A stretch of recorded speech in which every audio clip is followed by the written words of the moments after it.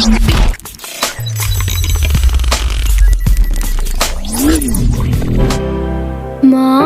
السلامة في أماني شيخنا الله ربي ارحم ربي روحنا يا ربنا مع السلامة في أماني شيخنا الله Assalamualaikum warahmatullahi wabarakatuh. Good morning student. Selamat pagi anak-anak. How are you today? I hope you are fine and happy. Well student, today we learn theme 5. Oke anak-anak, hari ini kita belajar tema 5 subtema 3. Pengalaman di tempat bermain, muatan bahasa Indonesia, yakni ungkapan permintaan maaf. Masih ingatkah anak-anak tentang ungkapan permintaan maaf? Ungkapan permintaan maaf biasanya diucapkan dengan santun dan lemah lembut saat kita melakukan kesalahan. Contoh seperti Dito yang sedang bermain. Dia tidak sengaja menginjak kaki temannya, maka dia meminta maaf kepada temannya seperti pada percakapan di bawah ini. Coba student kalian amati. Saat mengambil acuan untuk melompat, Dito tidak sengaja menginjak kaki Ricky. Untuk itu, kemudian Ricky berkata, "Aduh." Nah, langsung anak-anak Dito mengucapkan maaf, meminta maaf. "Oh, maaf Ricky, aku tidak sengaja menginjak kakimu. Sakit ya? Sini aku pijit." Nah, ini anak-anak contoh ungkapan permintaan maaf yang baik dan bertanggung jawab. Kemudian apa jawab Ricky? "Oh tidak Dito, aku tidak apa-apa." Kemudian Dito berkata lagi, "Sungguh Ricky, aku minta maaf ya." Ini anak-anak, ungkapan permintaan maafnya diulangi lagi. Kemudian Ricky menjawab, "Iya Dito, tidak apa-apa." Nah, karena sudah dimaafkan anak-anak, maka Dito mengucapkan terima kasih. Ricky menjawab, "Sama-sama, ayo kita lanjutkan permainan ini." Nah, Dito menjawab, "Ya Ricky." Gitu anak-anak ya.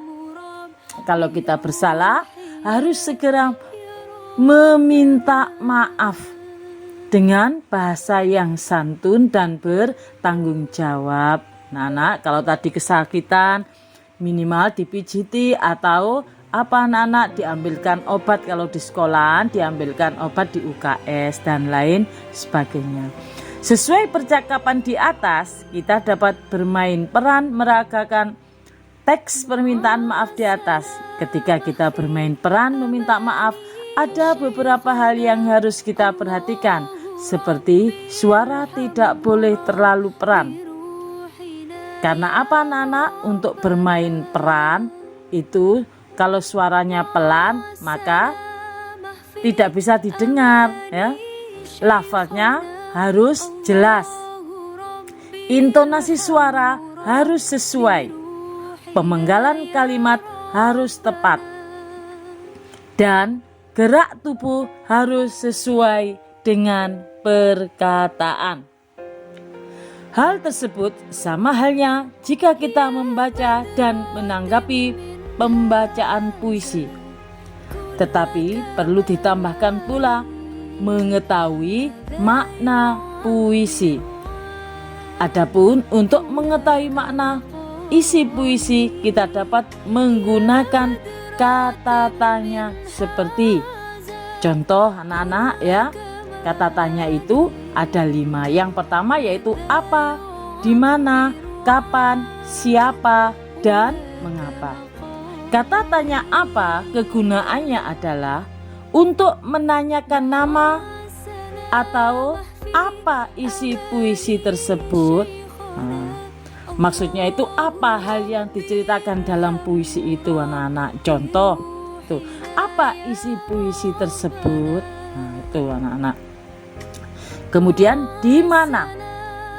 Menanyakan tempat yang diceritakan dalam puisi. Kata tanya di mana ini berhubungan dengan tempat anak-anak ya. Contoh, di mana tempat dikisahkan dalam puisi tersebut? Dan jangan lupa anak-anak ya, setiap kalimat tanya diakhiri dengan apa? Tanda tanya. Kemudian next yaitu kata tanya yang ketiga, kapan. Kapan ini anak-anak kata tanya yang berhubungan dengan waktu, yaitu kegunaannya menanyakan waktu terjadinya peristiwa dalam puisi. Contoh, kapan peristiwa dalam puisi tersebut terjadi? Seperti itu anak-anak. Kapan ayahmu pulang dari Surabaya? Ini contoh kata tanya kapan, yaitu menanyakan waktu kapan pulangnya ayah kalian dari Surabaya. Kemudian yang nomor 4 yaitu siapa. Kegunaannya adalah menanyakan tokoh yang diceritakan dalam puisi. Contoh, siapa yang diceritakan dalam puisi tersebut? Anak-anak ya, seperti itu.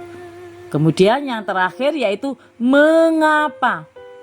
Kegunaannya adalah menanyakan penjelasan suatu peristiwa dalam puisi. Contoh, mengapa tokoh di dalam puisi tersebut bersedih atau bergembira?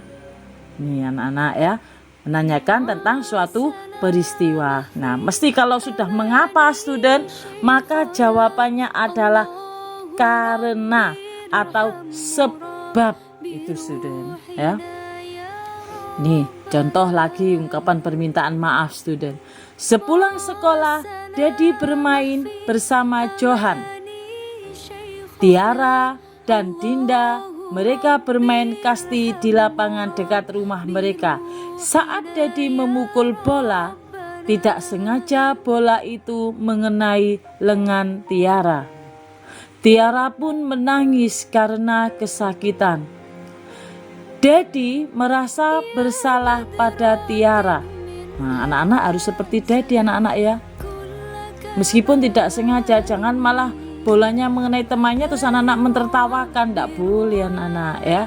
Tuh seperti Dedi itu, meskipun tidak sengaja, Dedi merasa bersalah pada Tiara. Dedi pun segera meminta maaf kepada Tiara dengan tulus dan santun.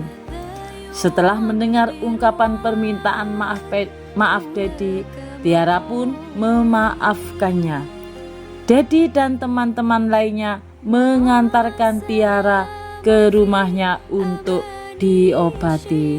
Ini anak-anak bentuk ungkapan permintaan maaf dan bertanggung jawab student ya. Saya harap anak-anak juga demikian ya.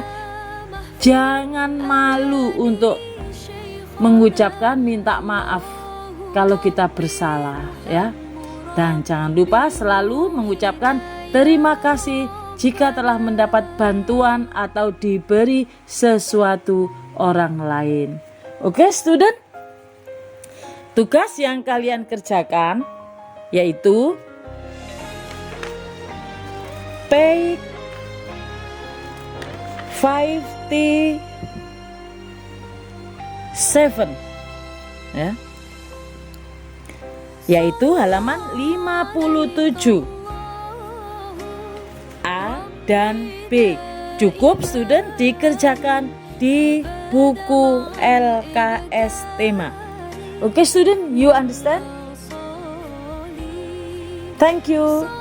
Goodbye. See you next time. Assalamualaikum warahmatullahi wabarakatuh.